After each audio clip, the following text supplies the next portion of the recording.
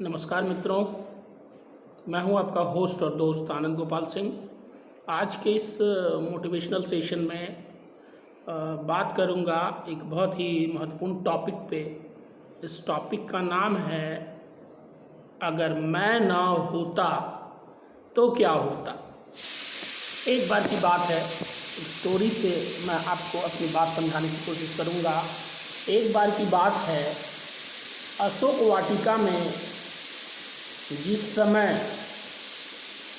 रावण क्रोध में भरकर तलवार लेकर सीता माँ को मारने के लिए दौड़ पड़ा, तब हनुमान जी जो कि ऊपर में अशोक वाटिका में ही एक पेड़ के ऊपर छुपे हुए थे, उनको लगा, एक समय इतना क्रोध आया है ना, उनको लगा कि इसकी तलवार छीन कर इसका सिर काट लेना चाहिए। किंतु अगले ही क्षण उन्होंने देखा मंदोदरी ने रावण का हाथ पकड़ लिया। यह देखकर वह गदगद हो गए। वे सोचने लगे, यदि मैं आगे बढ़ता तो मुझे भ्रम हो जाता कि यदि मैं ना होता तो क्या होता। मैं ना होता तो सीता जी को कौन बचाता। बहुधा बहुत बार बहुतायत ऐसी होती है घटना, हमको ऐसा ही भ्रम हो जाता है कि मैं ना होता तो इसका क्या होता।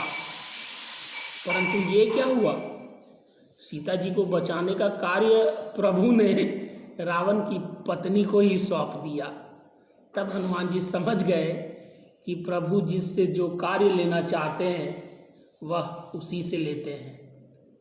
आगे चलकर जब त्रिजटा ने कहा कि लंका में बंदर आया हुआ है और वह लंका जलाएगा, तो हनुमान जी बड़ी चिंता में पड़ गए कि प्रभु ने तो लंका जलाने के लिए कहा ही नहीं है, और त्रिजटा कह रही है कि उन्होंने स्वप्न में देखा है एक वानर ने लंका जलाई है, अब उन्हें क्या करना चाहिए। वो सोचे कि जो प्रभु की इच्छा। जब रावण के सैनिक तलवार लेकर हनुमान जी को मारने के लिए दौड़े, तो हनुमान ने अपने को बचाने के लिए तनिक भी चेष्टा नहीं की। अरे जो होगा देखा जाए। और जब विभीषण ने आकर कहा कि दूत को मारना अनीति है, अन्याय है, तो हनुमान जी समझ गए कि मुझे बचाने के लिए प्रभु ने यह उपाय कर दिया है। आश्चर्य की पराकाष्ठा तो तब हुई जब रावण ने कहा कि बंदर को मारा नहीं जाएगा, पर पूंछ में कपड़ा लपेटकर घी डालकर आग लगाई जाए। तो हनुमान जी सोचने लगे कि लंका वाली त्रिजटा की बात सच थी, वरना लंका को जलाने के लिए मैं कहाँ से घी, तेल, कपड़ा लाता और आग कहाँ ढूंढता। पर वह प्रबंध भी प्रभु आपने रावण से करा दिया। जब आप रावण से भी अपना काम करा लेते हैं तो मुझसे करा लेने में आश्चर्य की क्या बात है। इसीलिए सदैव याद रखें कि संसार में जो हो रहा है वह सब ईश्वरीय विधान है। हम और आप तो केवल निमित्त मात्र हैं। इसीलिए कभी भी ये भ्रम न पालें कि मैं न होता तो क्या होता। आप जब पैदा नहीं हुए थे बंधु, तब भी ये संसार चल रही थी। आप आज हैं विद्यमान इस धरती पर, तब भी ये संसार चल रहा है। और जब आप रसातल में चले जाएंगे, राख बन चुके होंगे, दफन कर दिए जाएंगे, तब भी ये दुनिया चलेगी ही चलेगी। क्योंकि जिस खुदा ने, जिस प्रभु ने, जिस परवरदिगार ने इस संसार को बनाया है, इस संसार के हर प्राणी का सृष्टि करना, उस प्राणी का पालन पोषण करना, और हर एक प्राणी का संहार वही करते हैं।